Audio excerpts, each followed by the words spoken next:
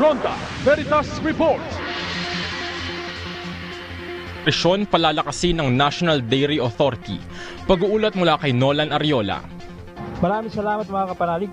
Inilunsad ng National Dairy Authority o NDA ang private sector funded milk feeding program, isang makabagong inisyatiba na naglalayong labanan ang malnutrisyon sa mga bata habang itinataguyod ang kabuhayan ng mga lokal na dairy farmers. Katuwang ang Department of Agriculture, Bureau of Internal Revenue, Department of Economy, Planning and Development at ang pribadong sektor. Formal ding nilagdaan ang NDA-BIR Joint Administrative Order o JAO na nagbibigay daan sa mga kumpanya na magbawas ng 100% ng kanilang contribution sa buwis at maging exempted sa donor's tax dahil kinikilala ang milk feeding bilang isang national priority program.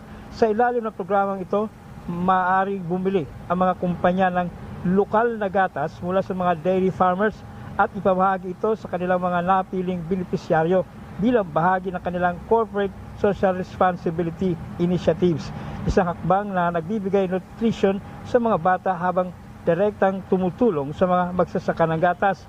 Ang matagumpay na paglunsad ay malawakang sinusuportahan ni Manila Mayor Esco Moreno at iba pang local officials. Iiyatin namin ang private sector na mag-donate sila ng pondo para mapahaba natin ang milk feeding program. At yung pondong i-donate nila, kasama natin ang BIR at sinasabing 100% tax deductible ang kanilang i-donate para sa milk feeding program pag ito ay gagamitin para sa milk feeding. Pero sa ngayon, iangat na natin. Nasa 2.3% na tayo. Maliit na pag-angat, ito still an increase.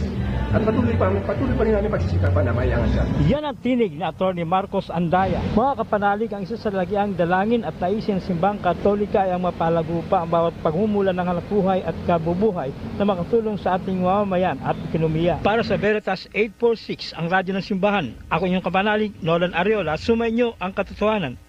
Fronta Veritas Report. Oras na para pag-usapan ang pangangalaga ng ating kalusugan. Hatid sa inyo ng Herbs and Nature Corporation. Kaagapay sa kalusugan. Kasama sina Master James Alejandro at Ate Nems Turla.